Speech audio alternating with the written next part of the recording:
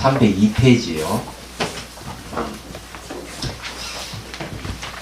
자, 앞에 간단히 얘기하면 청년 본연한테 산하대제가 왜 생기느냐 이런 질문을 불나준 자가 이렇게 했어요.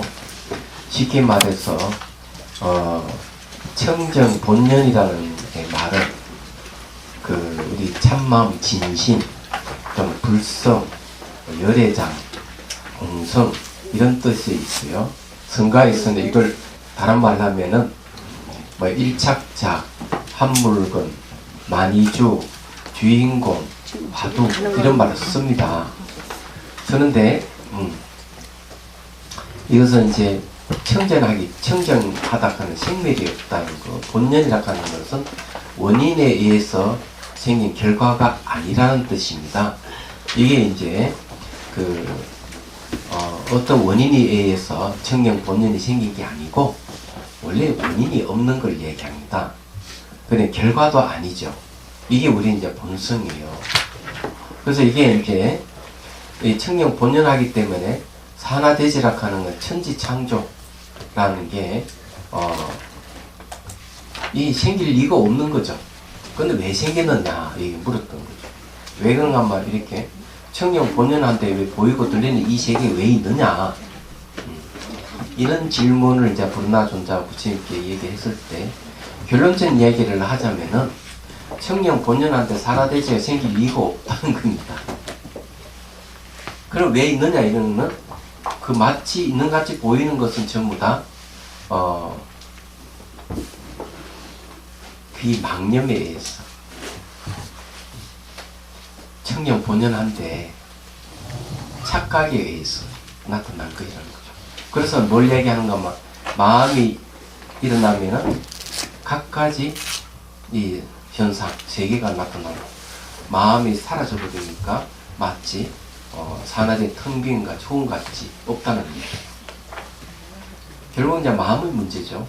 네, 그렇게 본다면은 자 그런 이야기를 좀 한 거예요. 그래서 대중들에게 이 나타나는 세계는 전부 다 없따라 나타난다. 중생심 따라 나타나고 내가 인식하는 그에 반응을 해서 내가 사물을 인식함으로 해서 그 반응에서 있는 세계가 나타나는 것이다. 하고 이제 결론적으로 얘기를 하고 있는 것이죠. 그럼 이런 이야기를 만일에 이제 과학적인 진실을 갖고 얘기한다면 그대로 과학자들도 얘기를 하는 거죠. 눈에 보이는 이 색깔 같은 거는 지금 파장에 있습니다. 우리가 파장을 색깔로 인식하고 소리의 파장, 이 소리도 파장이거든요. 파장이 이 고막을 때리면 이게 소리로 인식하고 또 분자의 진동은 이 수에 의해 가지고 이 냄새로 이렇게 바꿔서 인식을 하고 맛도 그와 같다는 것이죠. 그렇다면은 결국 보고 듣고 느끼고 하는 것들은 알고 보면 전부 다 이 파장이고 진동인데 파장과 진동에는 색깔도 없고 모양도 없고 냄새도 없고 맛도 없고 아무도 없어요. 없는데 이 마음이라는 것이 이것을 색깔이라든 모양이라든 또는 냄새라든지 맛으로 딱 이렇게 바꿔서 인식하는 것이죠. 말하자면 이 마음의 문제라는 얘기입니다. 마음만 씌워버리면은 이 세계는 존재를 하지 않는 거예요. 그래서 우리가 살고 있는 이 세계는 전부 다 마음이 건립한 세계이기 때문에 그런 건데 특히 말과 생각에 건립된 세계다 이렇게 얘기를 하는 겁니다. 이 과학적 진실이라는 이제 그런 것이죠. 요즘 말로 하면 그렇다 하는 겁니다. 그래서 이제 뭐가 이 천지 창조가 됐다든지 이 세계가 종말이 온다든지 이런 이야기들은 사실은 너무 맹랑한 이야기일 수밖에 없어요. 마음이 만들기 때문에 그렇다. 우리 몸뚱아리라 하는 것도 이것도 엄밀하게 따져보면은 마찬가지다. 그렇게 이렇게 생각해 보면은 되는 거죠. 우리가 있다고 집착을 해서 붙들고 있으니까 이제 문제가 되는 거예요. 자, 그러면 이제 오늘 그 이야기를 다시 한번 재차 한번 얘기를 해봅니다. 자, 읽어볼게요. 부처님께서 그런 나에게 말씀하셨다. 너가 비록 의심을 제거하여서는 아직 나머지 의욕은 다하지 못하였으니 내가 세간의 드러난 가지가지 일을 가지고 다시 너게 묻는다. 너는 어찌 듣지 못하였느냐. 이제 이 세간에 이제 일어난 일을 이제 근거로 해서 이제 얘기합니다. 신라벌성의 신라벌성이라 하는 거는 신라벌은 저게 경주를 신라 그렇죠. 근데 이건 신라벌성은 원래 저기 있습니다. 마가다국 아니 사이국에 있는 수도가 신라벌성이에요. 신라벌성이 연야 닳다가 갑자기 이런 새벽에 거울로 자기 얼굴을 비춰보다가 이건 유명한 이야기니까 이 일화를 잘 기억해 두시면은 이 본성에 대한 이해가 그렇게 어렵지 않다 하는 것을 알 수가 있어요. 거울 속에 있는 머리는 눈썹과 눈이 가히 볼만한데 그러나 자기 머리에는 얼굴도 눈도 보이지 않기 때문에 성을 내어 이것을 도깨비라고 책망하여 까닭없이 미쳐 달아났으니 너는 이것을 어떻게 생각하느냐. 자, 거울 속에 딱 보면 자기 얼굴이 있고 눈이 있고 눈썹이 다 있으니까 괜찮은데 실제로 거울을 치우고 자기 얼굴을 보면은 얼굴을 볼 수가 없어요. 얼굴을 볼 수 없으니까 눈도 없고 눈썹도 없다고 이제 성을 내는 거죠. 여기 이야기하는 것이. 그럼 이 사람은 좀 이상한 사람 아니에요? 안 그러죠? 예. 그래 이 사람은 무슨 인연으로 까닭없이 미쳐 달아났겠느냐. 브루나가 말했다. 그 사람은 마음이 미쳤을 뿐 다른 것은 없습니다. 마음이 미쳤다. 눈이라든지 눈썹이라든지 코라든지 이목구비가 없으신 건 아니에요. 그런데 거울을 볼 때는 자기가 있기 때문에 얼굴이 있기 때문에 미치지 않는데 거울만 탁 치우면은 자기 얼굴이 없다고 미쳐 날뛰는 것이죠. 이야기하죠. 이거는 아주 유명한 비유예요. 그래서 이런 경우는 뭔가 하면은 실제로 없어진 게 하나도 없는데 없어졌다고 착각을 일으키는 거죠. 이런 것을 이제 뭐라 그러는가 하면은 이걸 무명이라고 얘기를 합니다. 우리가 살고 있는 건 그와 마찬가지예요. 이 보이고 들리는 이 세계 전부 다 마음에 의해서 다 나타난 것인데 얘기하자면 본래 우리는 이럴 것이 없이 본성 청정을 다 갖고 있는데 불구하고 자기가 만든 이 세계에 그냥 미쳐가지고 자기 본성이 없다고 이렇게 착각을 일으키는 거죠. 자, 본성이 없다고 착각을 일으키는 것은 단멸론입니다. 단멸론. 죽으면 아무것도 남지 않는다 이런 생각을 갖고 있고요. 또 착각을 해가지고 우리 마음의 본성은 자아다, 아트만이다, 내가 있다 이렇게 주장하는 것은 이것을 향상주의, 절대주의라고 해요. 이것도 잘못된 거예요. 그러니까 허무주의는 단멸론을 얘기하고 절대주의는 이제 상주론을 주장하는 건데 그런 거 존재 안 한다. 말하자면은 왜냐하면 청경 본연한 것은 비어 있는 겁니다. 만일에 실체성이 있다고 얘기를 한다면은 그것을 인식할 수가 없어요. 실체성이 있다 하는 인식이 된다면은 그거는 관계 속에 딱 놓여 있고 독립된 존재가 아니기 때문에 실체라고 얘기하면 안 되는 겁니다. 그래서 이 청경 본연한 것은 말이죠. 청경 본연이라는 것은 어떤 실체를 갖고 있는 자아를 얘기하는 게 아니라는 얘기입니다.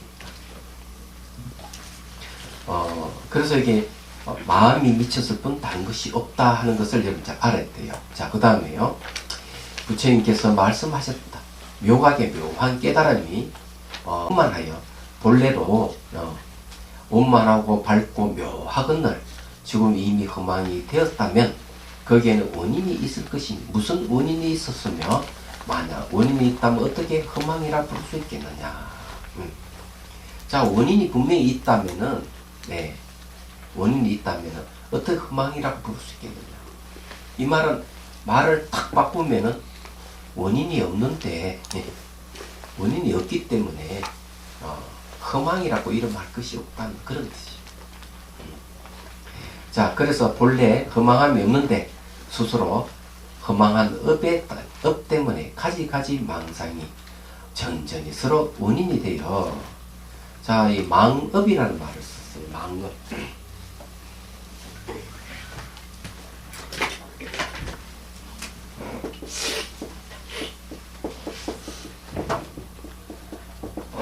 이게 이제 허망한 업인데 이 업이라 하는 말을 잘 이해를 하셔야 돼요. 예. 업이란 말 잘 이해를 못하면 이게 업이라고 하는 거는요 조작을 얘기합니다. 조작. 지을 조자, 지을 작자. 본래 존재하는 게 아니고 만들었다는 거죠. 만들었다. 만든 것은 어때요? 반드시 부서지게 되고 허망하다는 거죠. 그래서 이 업이라 하는 거는 조작을 의미합니다. 근데 허망한 조작이죠. 그래서 이제 가지가지 망상이 막 서로 이렇게 원인이 돼가지고 뭐가 있는 같이 나타난다는 겁니다. 그럼 뭘 조작이라 하는가 하면은 여러분들은 많이 경험할 거예요. 늘 일상에 조작하는 게 늘 있으니까 이 조작을 다른 말로 하면 변계 소집성이라고 합니다. 두루 헤아려서 집착하는 성품. 다른 말 분별성이라고도 합니다. 자기가 헤아려서 이렇게 집착을 하는 거죠. 대개 이제 이 조작하는 것, 짓는 것은 재료가 뭐냐 이러면 재료는 언어와 생각이 그 재료입니다. 예. 그러니까 업이라 하는 말은 조작하는 마음이에요. 조작하는 마음. 예. 조작하는 마음을 갖다가 업이라고 해요. 이 조작하는 마음의 재료가 뭐냐면 말과 생각이 이 재료예요. 재료. 다른 게 아니에요. 그래서 이제 이 말과 생각이라는 게 요것도 하나 더 붙이면 여기에는 뭐가 있냐? 요 생각 안에는 요건 기억이 또 들어가요. 기억. 기억도 들어갑니다. 한몫합니다. 그래서 이제 뭐 동창회 모임에 가서 뭐 이런저런 이야기를 들었다 이러면 들을 때는 그냥 넘어가는데 집에 와서 곰곰이 생각하는 경우 있죠. 곰곰이.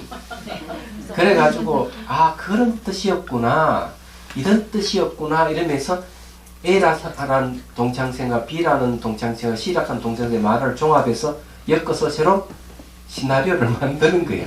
이걸 업이라고 하는 거예요. 얘기하자면. 그러니까 없던 기억을 새로 만들어내는 거죠. 그래서 여기서 얘기하는 게 원래 존재하지 않는 것을 마음이 엮어서 만들어낸다는 얘기예요. 무슨 말인지 이해가 되시죠? 그런 걸 얘기합니다.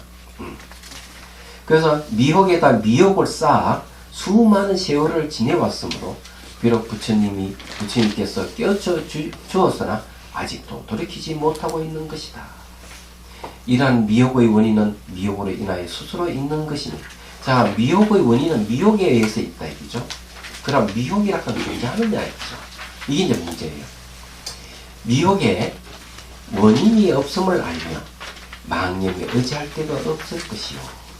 자, 여기에서 아주 결정적인 그 임팩트가 나오는 겁니다. 이게 미혹에 원인이 없다. 이게 중요한 거예요. 미혹은 무명인데 초기 경전에도 비슷한 얘기를 하고 있어요. 어느 외도가 찾아와서 묻습니다. 늙고 병들고 죽음의 원인이 뭡니까? 원인이 뭐냐 이러니까 태어나는 것이 원인이다. 왜 태어납니까? 다른 말 업 때문에 태어나는 것이다. 업 때문에 업은 왜 생깁니까? 이렇게 물어요. 그러니까 이제 집착과 애착과 감수작용에 의해서, 그래서 이제 감수한 접촉에 의해서 쭉 해가지고 얘기 문명까지 올라갑니다. 그래 그런 원인들은 다 문명에 의해서. 그래 문명이라고 하는 밟지 못한 진리를 모르는 걸 문명이라고 그래요. 진실을 모르는 문명. 이 문명에 의해서 늙고 병도 죽음이 있다. 이런 얘기예요. 그러니까 외도가 탁 그럼 문명은 무엇을 원인으로 해서 존재합니까? 이름 물었어요. 그리 부처님께 탁 하시는 말씀. 지나치구나. 당신 말은 너무 지나치다. 문명에는 원인이 없는 것이다. 자, 원인이 없다고 하는 것은 뭘 의미하겠습니까? 그 자체. 예, 원래 존재하지 않는다. 원래. 자, 원래 존재하지 않기 때문에 원인이 없다는 거죠. 자, 이 이야기를 이제 말씀드리죠.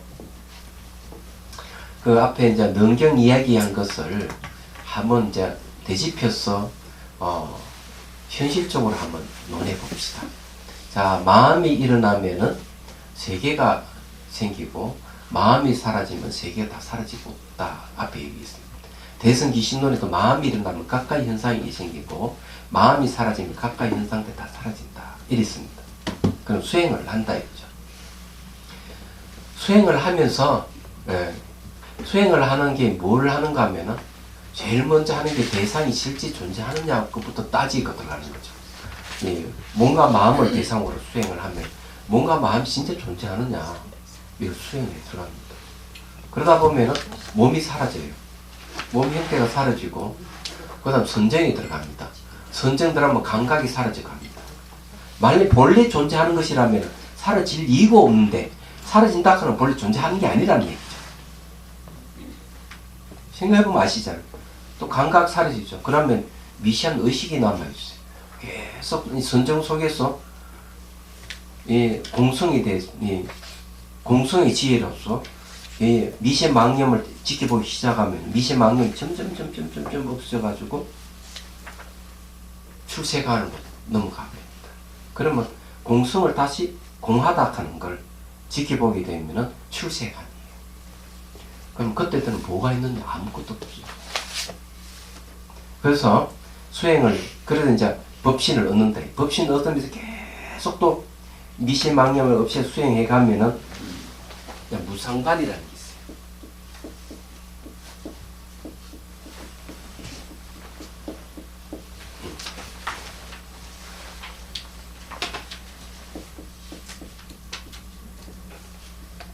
상이 없는 걸 보는 거예요. 상이 없는 걸 보기. 아무것도 없어요. 그 아무것도 없는 건 바로 반야신경에서 이야기하듯이 제법공상 모든 존재의 비어있는 모습은 생도 아니고 멸도 아니고 증거하는 것도 아니고 감소하는 것도 아니고 더러운 것도 아니고 깨끗한 것도 아니다. 공 가운데는 색도 없고 수상형식도 없고 안입이 설진이도 없고 색성형 미적법도 없고 전부 없는 거 아니다. 아무것도 없어요. 이 무상관에 들어가면 이제 반야가 완성이 되는 거죠.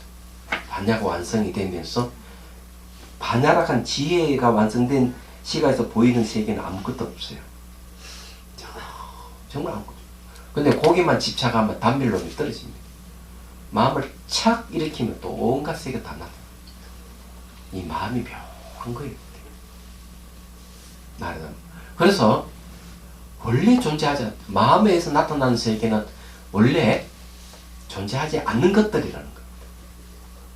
존재하지 않는 것이기 때문에 원인이 없다는 거죠. 여기서 말하는 거예요. 마음을 착 깔아쳐버리고 마음이 일어나지 않게 탁 만들면 아무것도 없어요. 그래서 여러분 생각해 보십시오. 마음을 일으키던 걸 마음을 안 일으켜버리면 어디 됩니까? 파장이 오더라도 망막에 파장이 오더라도 마음이 일어나지 않으면 색깔 인식이 안 돼. 그냥 파장일 뿐이에요. 소리가 이 파장이 고막을 때리더라도 이 마음이 고막이 없으면 고막에 마음이 없으면 어때요? 소리를 인식을 안 하는 거죠. 냄새도 마찬가지. 없어요. 색깔도 없고 모양도 없고 아무것도 없고.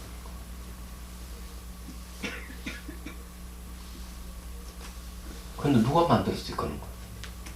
마음이 만든 거죠. 모양도 만들고 색깔도 만들고 냄새도 만들고 소리도 만들고 다 마음이 한 거죠. 그래서 수행을 해서 마음을 이렇게 잘 길들이고 마음이 일어나지 않도록 하는 수행이 뭔가 하면은 사마타 수행이에요. 한 대상 집중해 가면서 마음이 일어나지 않는 훈련을 하는 거예요. 그리고 망상이 일어나는 본래 본질이 비어있다 하는 그 세계를 실현하는 방법은 이파사나 공성에 대한 지혜로서 그냥 보고 있으면 망상이 일어나지 않는 거죠. 원래 존재하지 않는 걸 알게 되는 거죠. 그런 세계가 아무것도 없어요. 그럼 뭐 집착할 게 뭐가 있어요? 완전히 자기가 만든 세계에 자기가 집착하고 있다 하는 사실을 명확하게 알게 됩니다.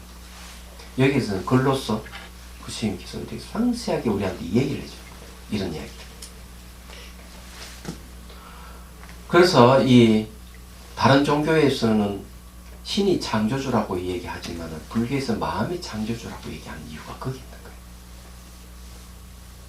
마음, 그래서 일체유심주, 마음이 다 만든다. 그래서 한경에 범행품에 일체 모든 존재가 마음 자체 성품인 줄 알면, 마음 자체 성품이 무엇인 줄 압니까? 마음 자체 성품은 일심이잖아요. 일심은 두 가지가 있죠.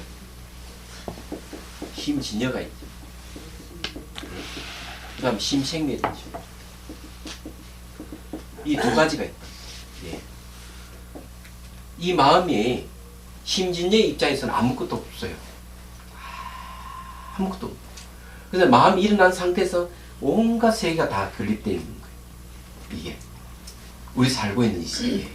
이 두 가지가 같이 한 마음이에요. 그리고 텅 비 아무것도 없는 이 심진여에도 또 두 가지가 있어요.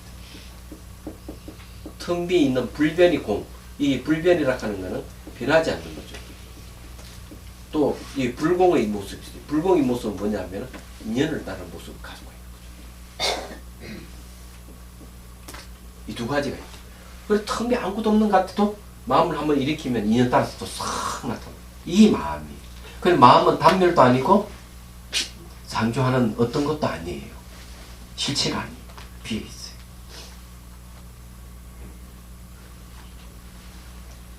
이 대승기신론에서 이 얘기를 하고 있는 거죠.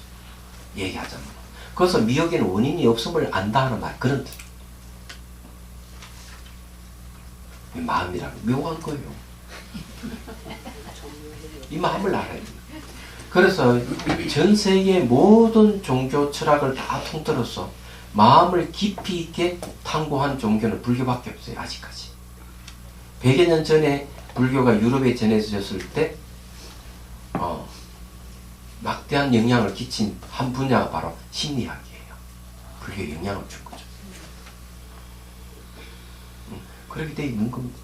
요즘 뇌과학이 등장함으로 해서 뇌과학에서는 무의식을 부정합니다. 재밌어요. 무의식을 부정해. 왜? 뇌내피질 다 이게 저장이 되지. 마음이 저장된다고 얘기를 할 수가 없다. 이런 얘기예요. 그런데 그 말에 동의할 수 없는 게 뇌과학자는 아무리 그렇게 얘기해도 동의할 수 없는 얘기가 있죠. 왜냐하면 두뇌는 바보와 같아요. 남이 아픈 거와 자기 아픈 것을 구분 못한다는 거죠. 재밌어요. 내가 아픈 거에 아프면 어떤 내 특정 부위의 반응을 보여요. 나무 아픈 걸 보면 나도 아프다. 같은 반응을 보여요. 그렇지만 남이 아픈 거와 내가 아픈 걸 구별을 못하는 게 두뇌. 구별하는 걸 마음이 하는 겁니다. 그럴 뿐만 아니라 마음은 머리에만 작용하는 게 아니에요. 이게 이 뇌세포의 현상이 마음이다 이렇게 얘기하지만 마음은 발바닥에도 가 있을 수가 있어요. 마음은 머리부터 발끝에 다 이렇게 관여를 하고 있지 두뇌에서만 있는 게 아니기 때문에 그런 말하면 곤란하다. 그것도 결정적인 이유가 뭐냐면은 만약 대뇌피질에 이게 전부 기억이 다 저장이 됐다 이렇게 하면 사람이 죽으면 두뇌도 사라져 죽어버려야 되잖아요. 그러면 새로 태어난 아기들은 새로운 부모를 만나서 새로운 이 뇌신경세포가 형성되어 있는데 그런 애들 중에 전생 기억하는 걸 어떻게 설명할 거냐. 전생을 기억하고 있다면은 이 뇌세포가 벌써 죽어서 없어버리고 새로운 뇌가 들었었는데 그러면 전생 기억은 하나도 없어야 되잖아요. 왜 하느냐 얘기지. 그런 사례가 세계 곳곳에 나타나고 버클리 대학에서 아예 상학원을 최고로 정신을 기억하는 아이들 해가지고 조사례가 책이 2권이 나올 정도로 나와 있다 이게야. 그거 어떻게 설명할 건 얘기지. 그래서 이 뇌과학자들이 얘기하는 것은 다시 재차 검증이 필요한 거예요. 새로운 학문 과학인 것은 분명하지만 말씀드린 그런 얘기하자면 이게 오늘 신문을 보니까 그런 새 한 마리가 어떤 기자가 어떤 소설가인지 문학하는 사람 대담한 분인데 외국인인데 이름을 이제 안 이 뭘 얘기하는가 하면은 새가 이게 수천 킬로로 이렇게 그 바다를 건너는 횡단을 할 때 온몸을 다 사용하지 두뇌를 사용하는 건 아니다. 그 얘기라고. 난 맞다고 지금. 그래서 해심일경에서는 아타나락하는 마음이 육체를 만들고 육체 속에 의지하고 있다. 그래서 이 아타나락하는 마음은 이 두뇌에 있는 게 아니에요. 온몸이 다 편제되어 있는 거죠. 이게. 하여튼 그렇다는 얘기입니다. 조금 엮기로 나갔는데 다시 돌아오겠습니다. 마음의 문제를 얘기하다 보니까 결국 여러분이 보이는 이 세계는 꿈과 같은 환영의 세계라는 거죠. 이걸 확실히 눈에 보이는 색깔이라든 냄새라든지 소리라든지 전부 다 환영이에요. 그런데 우리는 진짜로 있다고 생각하기 때문에 여기서 갖가지 미혹이 생기는 겁니다. 번뇌가 일어나는 거죠. 자, 봅시다. 그래서 미혹의 원인이 없음을 알며 망념이 의지할 데가 없을 것이요. 이와 같이 미혹이 오히려 생이 없건을 어떻게 멸이 있다고 하겠는가. 깨달음을 얻었다는 것도 마찬가지. 마치 잠을 깬 사람이 꿈속의 일을 얘기하는 것과 같았다. 마음에는 비록 꿈속의 일이 분명하지만 어떻게 꿈속의 사물을 취할 수 있겠으며 더구나 원인이 없어 본래를 잊지 않는 것이겠느냐. 자, 여기서 중요한 핵심이 뭔가 하면은 꿈속의 일이 분명하지만 어떻게 꿈속의 사물을 취할 수 있겠느냐. 우리가 이렇게 다 만지고 이러면 이게 다 취한다고 얘기하죠. 다 취한다고 얘기하지만 시간적으로 계속 변하기 때문에 이건 내가 찻잔을 잡는 순간 1분 전에 찻잔 존재하지 않습니다. 지금 잡고 있는 순간도 1초 전에 산물은 존재하지 않습니다.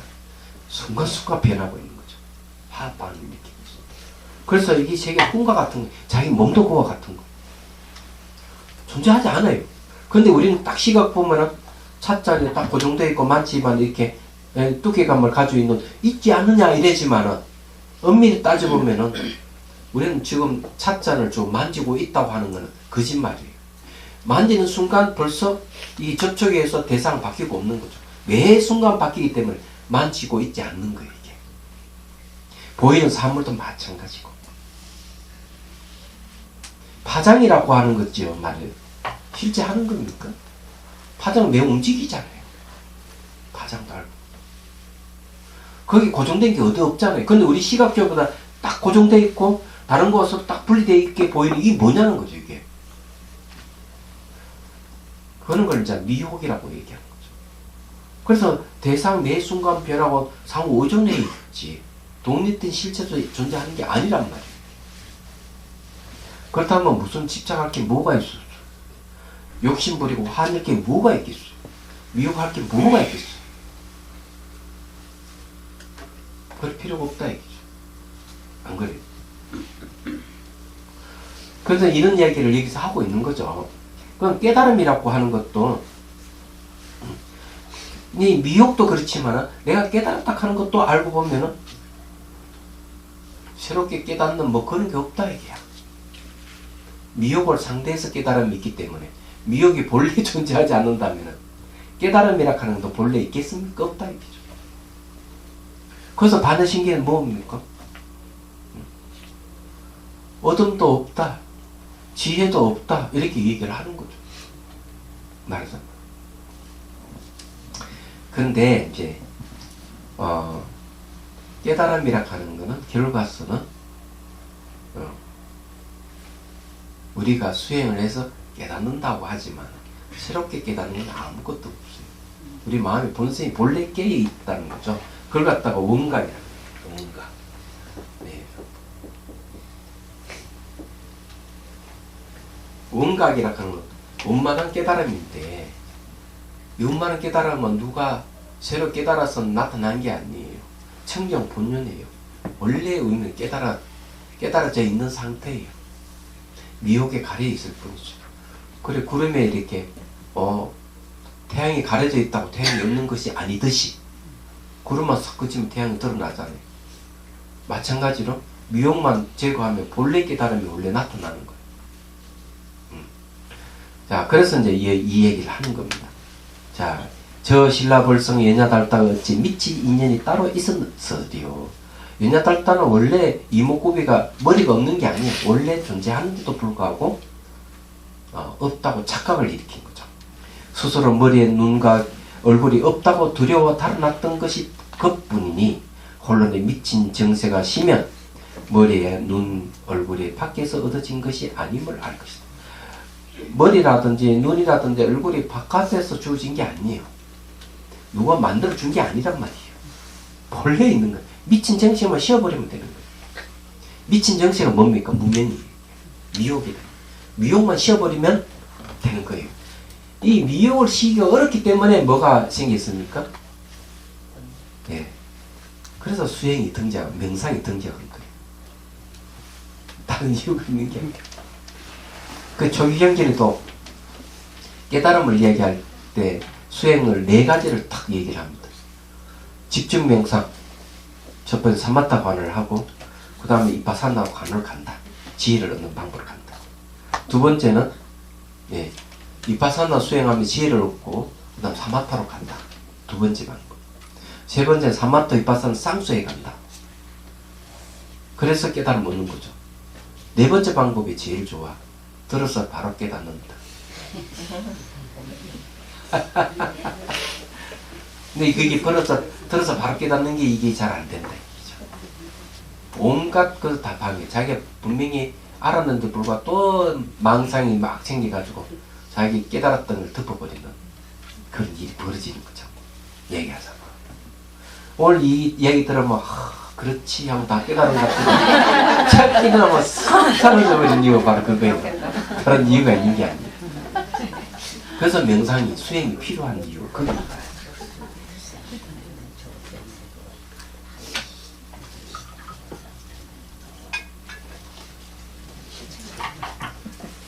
자, 이제 봅시다. 그래서 이게 비록 미친 정세가 없어지지 않았다 하더라도 또한 어찌 잃어버린 것이 있어요. 이 말은 무슨 말인가? 미쳐 날뛴다 하더라도 내 눈이 없고 얼굴이 없다고 막 미쳐 날뛰더라도 본래 잃어버린 적이 없다. 그 이 말은 우리가 중생하지만은 우리는 중생이라 하는 것은 원래 존재하지 않는 거예요. 우리는 본래 부처였던 거죠. 말하자면 원래 깨 있는 거예요. 그래서 우리가 이런 입장에서 봤을 때 아무리 천하의 나쁜 놈이라 하더라도 미워하면 안 됩니다. 연쇄살인범이라 하더라도 수만 명을 죽였다 하더라도 재판을 시험과 저놈을 죽여라 이렇게 하더라도 우리는 어떻게 미친 정신이 너무 도져가지고 저런 나쁜 짓을 지었다. 교화를 해야 돼. 저 미친 정신을 없애면 우리가 똑같다 하는 걸 알아야 돼. 저지르신 건 어쩔 수 없는 거고. 그래서 이런 입장에서 불교에서는 이 사형을 시키는 걸 찬성하지 않습니다. 아무리 그러니까 이 세속에서 가장 문제되는 게 중에 하나가 제가 TV에서 많이 본 것이 두 가지가 있는데 하나는 망상증이고요. 망상증은 현실과 괴리돼서 머릿속에 일어나는 생각 속에 사는 사람을 망상증이 걸렸다는 거예요. 그건 현실하고 전혀 안 맞는 거죠. 두 번째는 분노를 조절 못하는 사람들. 이게 너무 많은 거죠. 이런 게 이제 대표적인 뭔가 하면은 미친 정세라고 보는 거죠.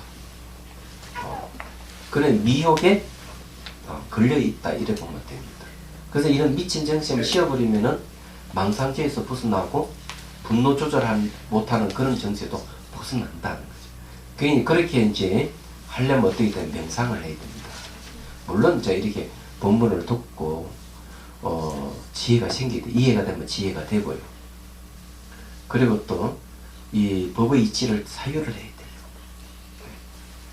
그리고 이제 수행을 하고, 그러니 문사수가 딱 맞아야 돼요. 이 문사수가 맞아야 되는데 오로지 수행만 하는 사람은 10년, 20년 해도 깨달음이 없을 수가 있습니다. 왜냐하면은 법의 이치를 모르기 때문에 내가 수행해도 나타나는 현상에 대해서 자기가 그것을 정확하게 판단을 못 내리는 거예요. 지혜가 안 생긴다는 거죠. 그런 게 너무 많아요. 안타까운 그런 혼자서 백날 해봐도 안 되는 이유가 그거 있어요. 그런 걸 여러분 아셔야 돼요. 그래서 뭐가 필요한 스승이 필요한 거예요. 예, 손으로 달을 가르쳐 주는 사람이 필요해요. 얘기하자면. 자, 이제 그 다음에 봅시다. 부르나야 허망한 성품이 이어갔건들 원인이 어찌 따로 있겠느냐. 예, 원인이 따로 있는 게 아니다. 잃어버린 게 아니다. 본래 우리 잃어버릴 것이 아니다. 예, 거기에 622에 보면 나옵니다. 밝으면 본래부터 잃어버릴 수 없는 버릴 수 있을 것이 아니요. 말이 이상하네. 밝으면 본래 잃어버리는 게 아니라는 거죠. 네. 어두움은 본래부터 그 원인이 없었던 것이니 그러므로 어두움을 멸해야 한다는 말은 저절로 성립될 수 없는 것이다. 그런 거죠. 자, 그 다음에 이제 망년을 시기를 권하는 부분이 나옵니다. 너가 다만 세간이라고 하는 건 다시 한번 설명하면 세는 시간이고 사이간데 가는 공간을 이야기합니다. 시간과 공간에 얽매 있는 세계를 세간이라고 그래요. 너가 다만 세간의 업과 중생, 세간과 업과 중생의 이 세 가지 상속을 따르고 분별하지 아니하면 이란 세 가지 인연이 끊어지기 때문에 세 가지 원인도 생기지 아니하여 곧 너희 마음속에 연야 달다와 같은 미친 성품이 저절로 사라질 것이다. 자, 세 가지 이제 원인한데 623주에 한번 보십시오. 세간 업과 중생으로 3년을 삼는 것은 망심이 이를 반연하여 일어나기 때문이요. 살생과 도둑질과 음행으로 세 가지 원인을 삼는 것은 망심이 이로 말미암아 존재하기 때문이다. 이른바 가지가지 망상으로부터 전전이 구른다는 거죠. 굴러서 서로 원인이 되기 때문에 이를 끊어 생기지 아니하면 곧 광성의 수수로 쉬게 된다고 하는 것이다. 개환 스님은 이렇게 얘기를 하고 있습니다.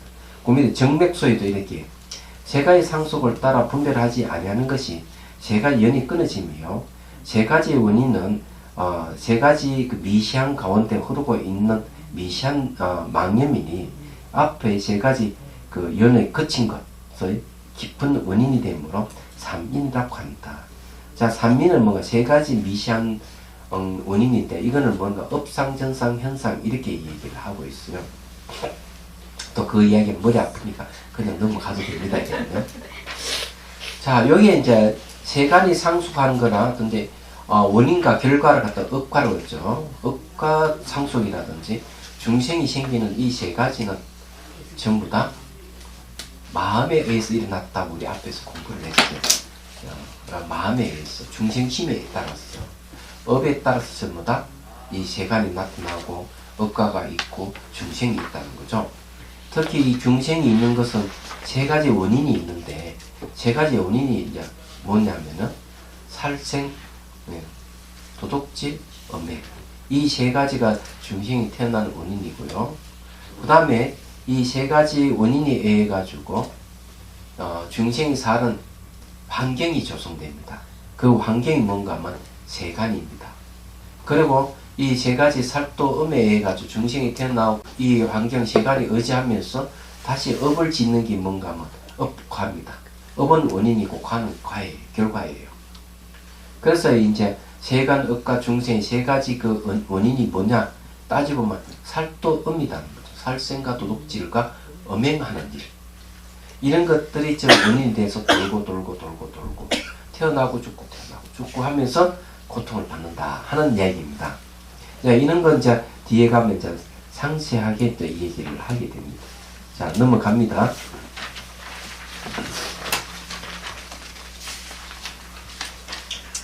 자, 이제 망을 쉬면은 참담이 나타난다고 얘기합니다. 무명을 쉬면 곧 벌이다. 성정명심, 수승하고 깨끗하고 밝은 마음이 본래 벗게 두루하여 다른 사람으로부터 얻어진 것이 아님을 알 것입니다.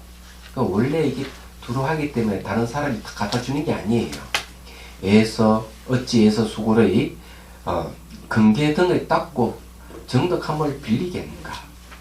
이 근계라 하는 말을 용어를 쓰는데 이 용어는 장자에 나오는 얘기예요. 사실 이 용어가요. 그 뼈와 살 사이에 비어 있는 부분이 있어요. 그래 이게 장자 무슨 편인지 잘 기억이 안 나는데요. 주위에도 그 명확하게 출처를 안 밝혔습니다만은 제 이제 기억으로는 그래요. 이제 왕이 이제 소 잡는 사람을 이제 소 잡는 걸 구경하는 거예요. 왕이 딱 구경하는데, 야, 이 사람이 이게 칼을 놀리는 게 능수능란하는데 소가 자기가 죽는 줄 모르고 죽는 거야. 자기 소가 죽는다 하는 걸 인식이 없이 죽는 거예요. 뼈와 살 사이 공간에 칼이 지나가니까, 네. 뼈와 살 사이 공간이 지나가니까. 그래 이게 이제 재밌는 게 뭔가 하면은 서툰 이 백정들은 소를 한 마리 잡을 때 이 칼날이 뼈랑 살이 부딪혀서 이빨이 나고 이래서 새로 갈아야 되고 이러는데 이 사람은 얼마나 뒀어요? 20년인가 30년 칼을 한 번도 갈은 적이 없대요. 뼈와 살 사이에 공간만 쏙 가니까. 그래가 완전 소를 다 해체시키는 거죠. 요즘은 달인이 경지죠. 여기에 비유한 거죠. 수행이라 하는 것도 마찬가지예요. 자, 이게 이제 재밌는 겁니다. 이게 무슨 말인가 하면요. 살이 있고 뼈가 있다. 요 사이가 비어 있죠. 요 사이에 칼이 간다. 칼이 이제 지나가는 거죠. 요거는 비어 있는 공입니다. 몇진 비유인데 쉽게 말하면 모든 존재의 비어 있는 부분을 보기 시작하면은 진실이 밝혀지는 거죠. 그게 수행입니다. 대성의 수행은 뭔가 하면은 공성을 깨닫는 데 있어요. 그래서 공성이 집중해서 선정을 얻고 공성의 지혜로서 망상을 없애는 방법을 쓰는 거죠. 그래서 이렇게 근계 등의 닦고 정당함을 빌리겠느냐는 거예요. 이렇게 수행을 할 필요가 없다. 실질적으로 문명이 다 씌워버리면 그냥 깨달습니다. 바로 이렇게 수행이 필요 없다는 거예요. 자, 이걸 강하게 주장하는 게 선입니다. 선. 그 중에서 이제 이목고 하두가 있죠. 네, 하두 참고하는 방법 이목고가 있습니다. 이것이 무엇인가 하는 이것 하는 건 지시대명사죠. 이것은 뭘 지시합니까? 마음의 본성, 불성, 공성을 딱 지시하는 거예요. 이 공이라 하는 공성, 불성이라 하는 뭘까? 뭐냐? 하는 거죠. 이 의심하는 방법이죠. 이것이 무엇인가? 줄이면 이목고가 됩니다. 경상도 말이죠. 그러면은 우리 마음의 본성에는 이게 도대체 뭘까? 하고 의심해가는 이 의심은 망상을 없애는 역할을 해줘요. 의심해가는 거예요. 간단히 얘기하면 망상을 없애가기 때문에 이것이 무엇인가 하고 계속 의심해 가다 보면은 망상이 사라져 버리면 저절로 깨달음이 탁 드러나버려요. 그래서 일초직임 열애지라 하는 말도 씁니다. 성가에서는 한 번에 뛰어넘어 버립니다. 한 번에, 그러니까 스승의 말 한마디 딱 듣는 순간 문명이 한 번에 사라져 가지고 바로 그냥 본성이 딱 드러나 버립니다. 이러지 못하기 때문에 이것이 무엇인가 시시마, 이것이 무엇인가 화두로 들어가는 거죠. 예. 그러면 그 전에 뭘 학습해야 됩니까? 공성이 뭔지 불성이 뭔지 학습이 먼저 선행이 돼야 돼요. 마음의 본성이 무엇인지 학습이 돼 있어야 됩니다. 근데 어리석은 수행자는 그런 학습을 하지 않고 이먹고 수행하니까 이것이라 하면 여기에 어디에 지시하고 있는지도 모르고 수행을 하거든. 10년, 20년, 100년 다 수행이 안 되는 이유가 거기 있는 거죠. 그래서 이제 강당에서 제일 먼저 배우는 게 그런 거예요. 경전과 논설을 배우고 어록을 배우면서 마음의 본성이 무엇인지를 배우는 거예요. 그래서 어록에 보면 조사 어록에는 이 능경을 인용을 많이 합니다. 대승기신론을 인용을 많이 하고. 왜? 여기 바로 가르쳐 주는 거죠. 문명을 심으면 바로 이제 본질이 드러난다.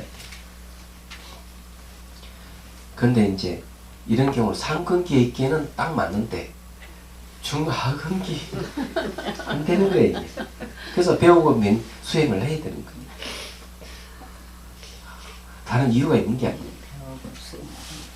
자, 그래서 여기 이는 마치 어떤 사람이 자기 옷 속에 여의주를 간직하고 있으면서도 스스로 알지 못하고 가난하게 타향해서 걸시가며 돌아다닐 것과 같았어. 가난에 타향살이 안 돼. 그래서 이 가난을 면하기 위해서 뭘 합니까? 끊임없이 재물을 탐하고 명예를 탐하는 거야. 얘기하자. 자기 옷 속에 여의주가 있다고 한다면은 그렇게 안 할 건데. 그래서 이제 이 세상에는 물질 만능주의가 이제 팽배하기 시작하는 거죠. 그걸 추구해가면 살아가는 거예요, 사람들이. 그럼 곤란하다. 그러면 제일 좋은 방법이 뭐냐? 나한테 여의주가 있는 줄 알면서 재물을 끌어모으는 사람 있죠. 이런 사람이 더 좋을 거예요. 왜? 이게 허망한 줄 알면서 그 어디 속에 많은 사람이 이익을 위해서. 실제로 역사적으로 그런 사람들이 많이 있어요. 지금 현재도 보면은 그 어디야 애플의 그 CEO 자기 재산 다 내놓겠대. 이 사람. 수십조가 되는 재산을 사유에 환원하겠다고. 대단하잖아요. 빌 게이츠도 그러잖아요. 그런 정신이 필요해요. 제가 보기엔. 그런 사람이 자기에게 자기 본성에 여의주가 있는지는 아는지는 잘 모르겠지만 이 이야기는 여의주라 하는 거는 뭔가 하면은요.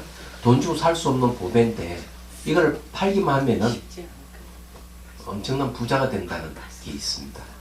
법화경이 나오는 얘기예요. 그래서 그 법화경이 보면은 그런 이야기 있죠. 가난한 친구가 부자 친구한테 와가지고 하소연을 합니다.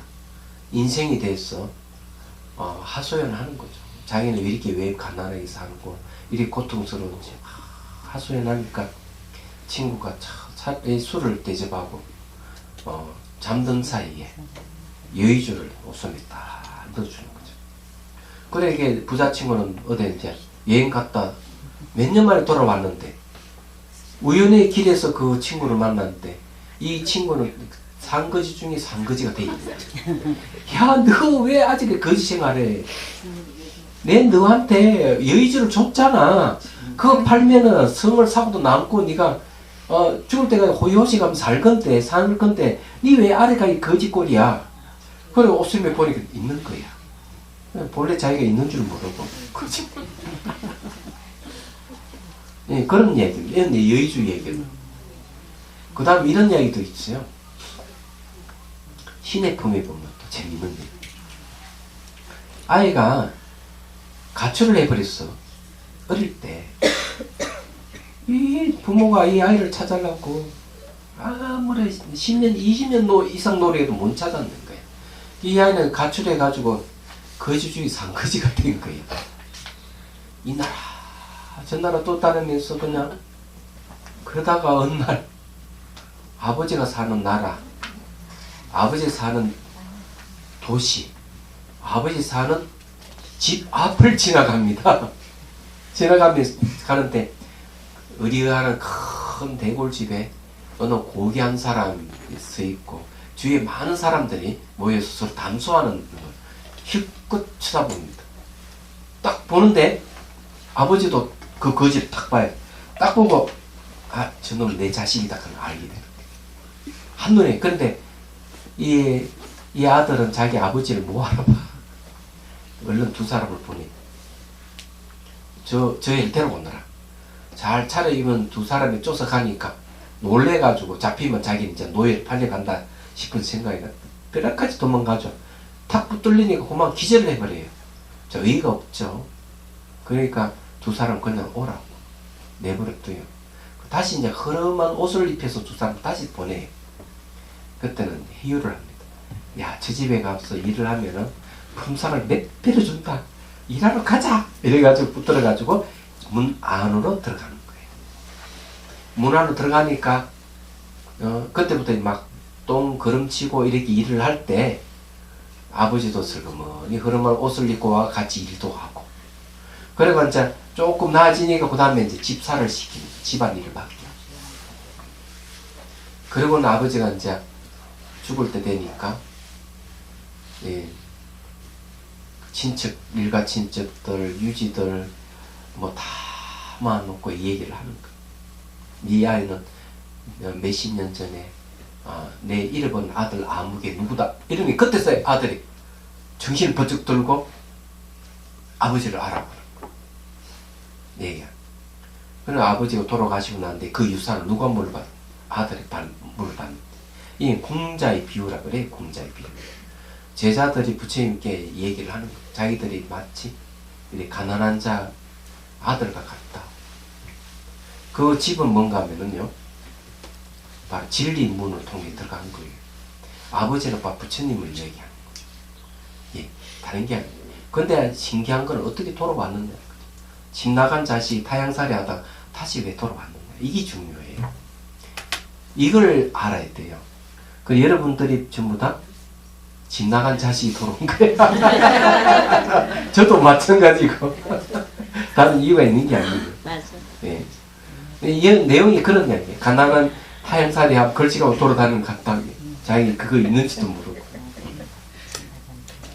자, 그래서 이게 비록 가난하긴 하나 일찍 여의주를 잃어버린 것이 아니니.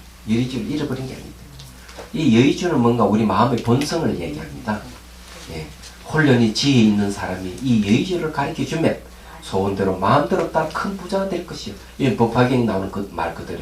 자, 지혜가 있는 사람이 그 여의주를 가르쳐준다는 게 뭔가 바로 스승을 얘기합니다. 너한테 본래 잃어버리지 않는. 그 연약 닦다가 자기 얼굴을 잃어버리지 않았는데도 잃어버렸다가 미쳤잖아요. 미친 광기만 없어지면은 자기가 원래 잃어버리지 않았다고는 알 수 있듯이. 예?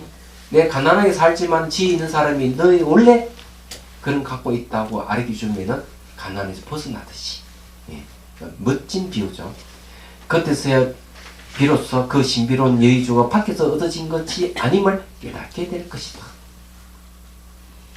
그때 아난이 대중 가운데 있다가 이 말을 부처님 발에다 대어 외를 올린 후에 일어나서 부처님이 살이었다. 자, 여기서 이제 아난이 또 이제 브루나의 질문에서 이제 아난의 질문 다시 옵니다.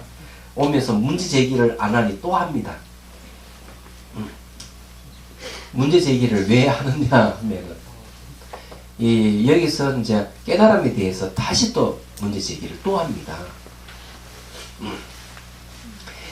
자, 세종께서 지금 말씀하신 살생 또는 사지, 도덕질, 음행의 세 가지 연이 끊어지지 않기에 세 가지 원인도 생기지 아니하여.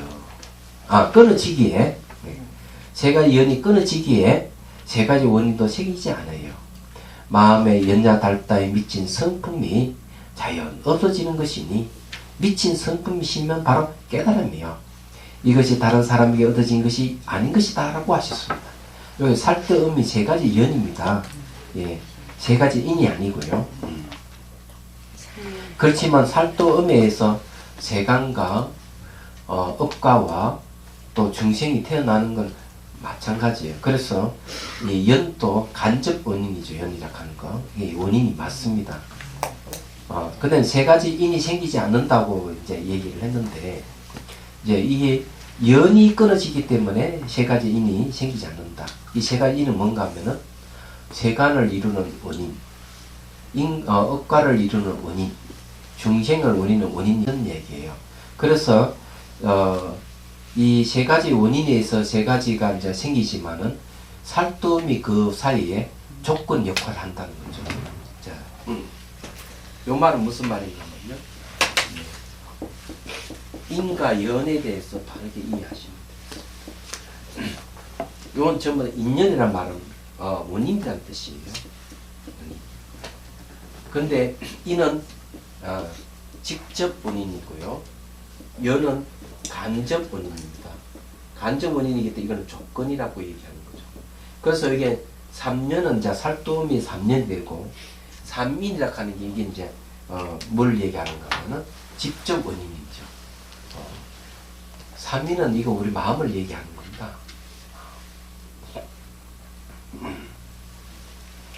그래서 이게 3년이 끊어져 버리면은 직접 원인도 생기지 않는다. 이렇게 얘기를 하고 있습니다. 그래서 이 연야달다 이 얘기를 하면서 미친 성품이 씌어져 버리면은 깨달음이다. 이게 바로. 다른 사람에게 얻어진 것은 아니다. 이렇게 얘기를 하는 것. 그건 하은경에서 얘기했듯이 일체 모든 존재가 마음 자체 성품인 줄 알면은 지혜의 몸을 이룰지니 다른 사람을 말 밑에 깨닫는 게 아니다. 이렇게 얘기하는 거 똑같은 것이다. 만약 이와 같다면 인과 연이 분명한데 어찌하여 여러께서 갑자기 인연을 버리라 하신다니까. 인연 왜 버리라 합니까? 이죠. 저도 인연으로 말미암아 마음이 열려 깨닫게 되었습니다. 이 이유가 그런 거죠. 가난존자 당신이 깨닫게 되는 것은 인연에 의해서 깨닫게 됐는데 왜 인연을 버리라고 하느냐. 이렇게 얘기를 하는 거거든요. 그러면 깨달음이라 하는 것은 인연에 의해서 깨닫게 지는 것은 맞는 말이에요. 그렇지만은 깨닫고 보면은 새로운 깨달음이 아니라 하는 걸 알게 됩니다. 깨닫고 보면. 그래서 그러면 안한존자가 인연을 말미가 마음이 열려 깨닫게 됐다 하는 이 깨달으면은 두 가지 의미가 있어요. 첫째는 자기가 못 깨달았다는 것을 얘기하는 거고. 예? 그렇지만 두 번째는 나는 깨닫긴 깨달았지만은 다른 대중들을 위해 가지고 일부러 이런 질문을 했다. 이래 보는 거예요. 근데 안한존자는 수다원가를 얻었습니다. 깨달음을 얻었지만은 완전 알아는 된 건 아니기 때문에 이거는 자기가 알긴 알지만 일부러 대중을 위해서 이런 질문을 했다. 이래 보는 게 맞습니다. 여기서는. 그래서 우리는 본래 깨 있는 존재이기 때문에 여기서 말하는 미친 성품, 문명만 없어지면 그냥 깨달음이에요. 원래 갖춰져 있기 때문에. 그건 새삼스럽게 새롭게 깨닫는 건 아니에요. 그런데 이제 안한존자가 내가 인연에 의해서 내가 깨달았는데 왜 인연을 버리라고 합니까? 이게 좀 잘못됐지 않습니까? 하고 반론을 폈던 것이죠. 이게 딴지를 걸어야 재미가 있지. 그냥 넘어가면 재미가 없습니다. 여기 인연이라고 하는 말이 굉장히 중요한데, 자, 인연에 대해서 다시 이제 얘기하죠. 자, 인연에 의해 가지고 뭐가 있는? 고통이 있습니다. 인연에 의해서 뭐가 있느냐? 행복이 있습니다. 인연에 의해서 깨달음이 있습니다. 말하자면. 그래서 이 인연의 이치를 모르면은 인연 속에 있으면서 고통이 오는 거고, 또 행복도 오는 거예요. 그렇지만 전부 다 인연에 의해 가지고 이 고통이 일어납니다. 그러니까 쉽게 말해 괴로움이 일어날 수 있는 원인과 조건이 되면 괴로움이 일어나고, 행복할 조건이 되면 행복할 원인과 조건이 갖춰지면 행복이 오는 거예요.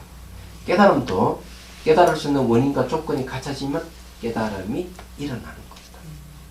그래서 인연이라고 하는 말이 중요한 거죠. 그렇지만 깨닫고 보면은 원래 깨달을 것이 없다고 합니다. 그걸 무각이라고 해요. 그래서 절 이름도 무각사가 있는 겁니다. 강주에 가면 있습니다. 시내에 있습니다. 무각사.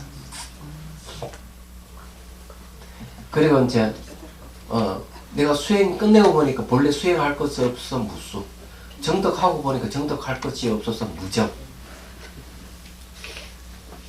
그리고 저기 강주에 가면 무등산도 있습니다. 평등이랄 것도 없기 때문에 무등이에요. 차별이 왜 생기는가? 평등이 있기 때문에 차별이 생깁니다. 평등이 없으면 차별도 같이 없는 거예요. 그럼 무등이라는 말을 쓰는 거예요. 그래서 반야신에 무등등주라는 말을 쓰는 거예요. 무등등. 같을 등자 2개 썼죠. 예. 그런 말을 이제 쓰는 겁니다, 이게.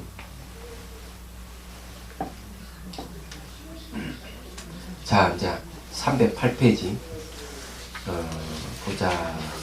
세준의 시험. 이 이치가 어찌 더 배워야 할 유학의 성문뿐이겠습니까? 성문은 스승의 소리를 듣고 깨닫는 것을 성문이라는 거예요. 들을 성자, 들을 문이니까 유학을 배울 것이 남아있다는 거죠. 지금 이 모임에 대목건론과 사리불, 수보리 등도 처음에는 외도로 추종하다가 부처님의 인연법을 듣고서 발심하고 깨달아 물의 도를 이루게 되었습니다. 이제 여러께서 깨달으면 인연을 따라 이루어지는 것이 아니다고 말씀하시니 그렇다면 왕사성의 구사리 등이 말하는 자연이 제1이 되겠습니다. 바로 근데 큰 자비를 베푸시어 저희들이 미혹되고 답답한 마음을 열어주소서. 이 문제는 다음 시간에 또 말씀드리거든요. 자연을 제1이 하는 거 하고 그 다음에 외도를 추종했다는 얘기하고 이런 이야기 그리고 그런 건 다음 시간 다시 말씀드리기로 하겠습니다. 질문 있으면 하십시오.